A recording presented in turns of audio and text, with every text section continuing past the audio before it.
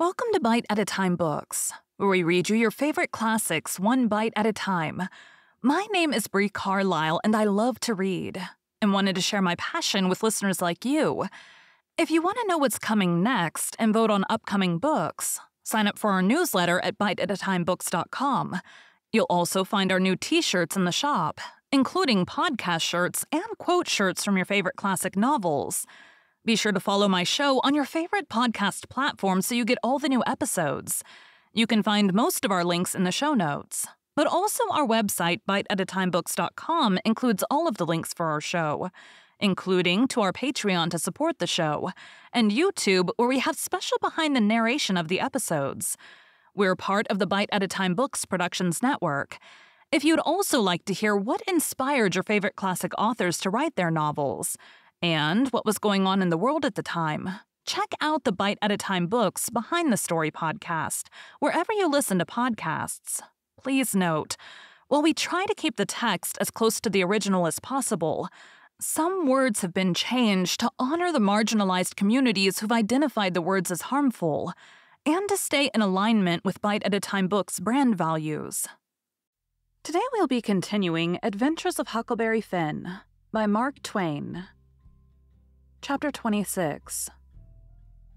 Well, when they was all gone, the king he asks Mary Jane how they was off for spare rooms, and she said she had one spare room, which would do for Uncle William, and she'd give her own room to Uncle Harvey, which was a little bigger, and she would turn into the room with her sisters and sleep on a cot, and up garret was a little cubby with a pallet in it. The king said the cubby would do for his valet, meaning me. So Mary Jane took us up, and she showed them their rooms, which was plain but nice.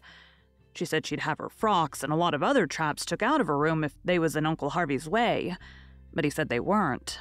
The frocks was hung along the wall, and before them was a curtain made out of calico that hung down to the floor. There was an old hair trunk in one corner and a guitar box in another, and all sorts of little knickknacks and gimcracks around, like girls brisking up a room with. The king said it was all the more homely and more pleasanter for these fixings, and so didn't disturb them. The duke's room was pretty small, but plenty good enough, and so was my cubby. That night they had a big supper, and all them men and women was there, and I stood behind the king and the duke's chairs and waited on them, and the servants waited on the rest. Mary Jane, she sat at the head of the table with Susan alongside of her, and said how bad the biscuits was, and how mean the preserves was, and how ornery and tough the fried chickens was, and all that kind of rot. The way women always do to force out compliments, and the people all knowed everything was tip-top and said so. Said, how do you get biscuits to brown so nice? And where for land's sake did you get these amazing pickles? And all that kind of humbug talky talk, just the way people always does at a supper, you know. And when it was all done, me and the hare-lip had supper in the kitchen off all the leavings, whilst the others was helping the servants clean up the things. The hare-lip, she got to pumping me about England, and blessed if I didn't think the ice was getting mighty thin sometimes. She says, "Did you ever see the king?" "Who, William IV? Well, I bet I have. He goes to our church." I knowed he was dead years ago, but I never let on. So when I says he goes to our church, she says, "What, regular?" "Yes, regular. His pew's right over opposite ourn, on the other side of the pulpit." "I thought he lived in London." "Well, he does." "Where would he live?" "But I thought you lived in Sheffield." I see I was up a stump. I had to let on to get choked with a chicken bone so as to get time to think how to get down again. Then I says, "I mean, he goes to our church regular when he's in Sheffield. That's only in the summertime when he comes there to take the sea baths." "Why, how you talk. Sheffield ain't on the sea." "Well, who said it was?" "Why, you did." "I didn't, nuther." "You did." "I didn't." "You did." "I never said nothing of the kind." "Well, what did you say then?" "Said he come to take the sea baths. That's what I said." "Well, then how's he going to take the sea baths if it ain't on the sea?" "Looky here," I says. "Did you ever see any Congress water?" "Yes." "Well, did you have to go to Congress to get it?" "Why, no." "Well, neither does William IV have to go to the sea to get a sea bath." "How does he get it, then?" "Gets it the way people down here gets Congress water. In barrels. There in the palace at Sheffield they've got furnaces, and he wants his water hot. They can't bile that amount of water away off there at the sea. They haven't got no conveniences for it. Oh, I see now. You might have said that in the first place and saved time. When she said that, I see I was out of the woods again, and so I was comfortable and glad.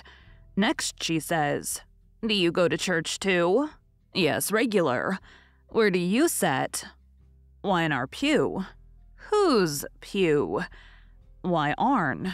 Your Uncle Harvey's." "His'n? What does he want with a pew?" "Wants it to set in." "What did you reckon he wanted with it?" "Why, I thought he'd be in the pulpit." Rot him, I forgot he was a preacher.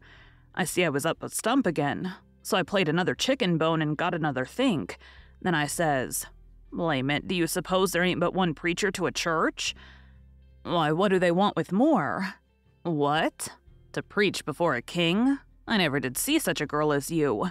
They don't have no less than 17. 17, my land, why, I wouldn't set out such a string as that. Not if I never got to glory. It must take 'em a week. Shucks, they don't all of 'em preach the same day. Only one of 'em. Well then, what does the rest of 'em do?" "Oh, nothing much. Loll around, pass the plate, and one thing or another. But mainly they don't do nothing." "Well then, what are they for?" "Why, they're for style. Don't you know nothing?" "Well, I don't want to know no such foolishness as that. How is servants treated in England? Do they treat 'em better'n we treat our servants?" "No, a servant ain't nobody there. They treat them worse than dogs." "Don't they give 'em holidays the way we do? Christmas and New Year's week and 4th of July? Oh, just listen, a body could tell you hain't ever been to England by that. Why, Why, Joanna, they never see a holiday for a year's end to year's end, never go to the circus, nor theater, nor servant shows, nor nowheres." "Nor church?" "Nor church. But you always went to church." Well, I was gone up again. I forgot I was the old man's servant, but next minute I whirled in on a kind of an explanation how a valley was different from a common servant, and had to go to church whether he wanted to or not, and set with the family, on account of its being the law. But I didn't do it pretty good, and when I got done, I see she weren't satisfied. She says, "Honest Injun now, ain't you been telling me a lot of lies?" "Honest Injun," says I. "None of it at all?" "None of it at all. Not a lie in it," says I. "Lay your hand on this book and say it." I see it weren't nothing but a dictionary, so I laid my hand on it and said it. So then she looked a little better satisfied and says, "Well then, I believe some of it, but I hope to gracious if I'll believe the rest." "What is it you won't believe, Joe?" says Mary Jane, stepping in with Susan behind her. "It ain't right nor kind for you to talk so to him, and him a stranger and so far from his people. How would you like to be treated so?" "That's always your way, Mame. Always sailing in to help somebody before they're hurt. I ain't done nothing to him. He's told some stretchers, I reckon, and I said I wouldn't swallow it all, and that's every bit in grain I did say. I reckon he can stand a little thing like that, can't he?" "I don't care whether 'twas little or whether 'twas big. He's here in our house and a stranger, and it wasn't good of you to say it. If you was in his place, it would make you feel ashamed, and so you oughtn't to say a thing to another person that will make them feel ashamed." "Why, Mame, he said—" "It don't make no difference what he said. That ain't the thing. The thing is for you to treat him kind and not be saying things to make him remember he ain't in his own country and amongst his own folks." I says to myself, this is a girl that I'm letting that old reptile rob her of her money. Then Susan, she waltzed in, and if you'll believe me, she did give Harelip hark from the tomb. Says I to myself, and this another one that I'm letting him rob her of her money. Then Mary Jane, she took another inning and went in sweet and lovely again, which was her way. But when she got done, there weren't hardly anything left of poor Harelip, so she hollered, "All right then," says the other girls. "You just ask his pardon." She done it too, and she done it beautiful. She done it so beautiful it was good to hear, and I wished I could tell her 1,000 lies so she could do it again. I says to myself, this is another one that I'm letting him rob her of her money. And when she got through, they all just laid themselves out to make me feel at home and know I was amongst friends. I felt so ornery and low down and mean that I says to myself my mind's made up. I'll hive that money for them or bust. So then I lit out, for bed, I said, meaning sometime or another. When I got by myself, I went to thinking the thing over. I says to myself, shall I go to that doctor private and blow on these frauds? No, that won't do. He might tell who told him, then the king and the duke would make it warm for me. Shall I go private and tell Mary Jane? No, I dasn't do it. Her face would give them a hint. Sure, they've got the money and they'd slide right out and get away with it. If she was to fetch in help, I'd get mixed up in the business before it was done with, I judge. No, there ain't no good way but one. I gotta steal that money somehow, and I gotta steal it some way that they won't suspicion that I done it. They've got a good thing here, and they ain't a-going to leave till they've played this family in this town for all they're worth, so I'll find a chance time enough. I'll steal it and hide it, and by and by when I'm away down the river, I'll write a letter and tell Mary Jane where it's hid. But I better hive it tonight if I can, because the doctor maybe hasn't let up as much as he lets on he has. He might scare them out of here yet. So thinks I'll go and search their rooms. Upstairs, the hall was dark, but I found the Duke's room and started to paw around it with my hands. But I recollected it wouldn't be much like the king to let anybody else take care of that money but his own self. So then I went to his room and begun to paw around there. But I see I couldn't do nothing without a candle, and I dasn't light one, of course. So I judged I'd got to do the other thing, lay for them and eavesdrop. About that time, I hear their footsteps coming, and was going to skip under the bed. I reached for it, but it wasn't where I thought it would be. But I touched the curtain that hid Mary Jane's frocks, so I jumped in behind that and snuggled in amongst the gowns and stood there perfectly still. They come in and shut the door, and the first thing the Duke done was to get down and look under the bed. And I was glad I hadn't found the bed when I wanted it. And yet it's kind of natural to hide under the bed when you're up to anything private. They sets down then, and the king says, "Well, what is it? And cut it middlin' short, because it's better for us to be down there whoopin' up the mornin' than up here givin' 'em a chance to talk us over. Well, this is it, Capet. It ain't easy, it ain't comfortable. That doctor lays on my mind. I wanted to know your plans. I've got a notion, and I think it's a sound one." "What is it, Duke?" "Now we better glide out of this before 3 in the morning and clip it down the river with what we've got. Especially seeing we got it so easy, given back to us, flung at our heads, as you may say, when of course we allowed to have to steal it back. I'm for knocking off and lighting out." That made me feel pretty bad. About an hour or two ago it would have been a little different, but now it made me feel bad and disappointed. The king rips out and says, "What, and not sell out the rest of the property? March off like a passel of fools and leave $8,000 or $9,000 worth of property laying around just sufferin' to be scooped in, and all good saleable stuff, too." The Duke, he grumbled. Said the bag of gold was enough and he didn't want to go no deeper. Didn't want to rob a lot of orphans of everything they had. "Why, how you talk," says the king. "We shan't rob 'em of nothing at all but just this money. The people that buys the property is sufferers. Because as soon as it's found out we didn't own it, which won't be long after we've slid, the sale won't be valid, and it'll all go back to the estate. These here orphans will get their house back again, and that's enough for them.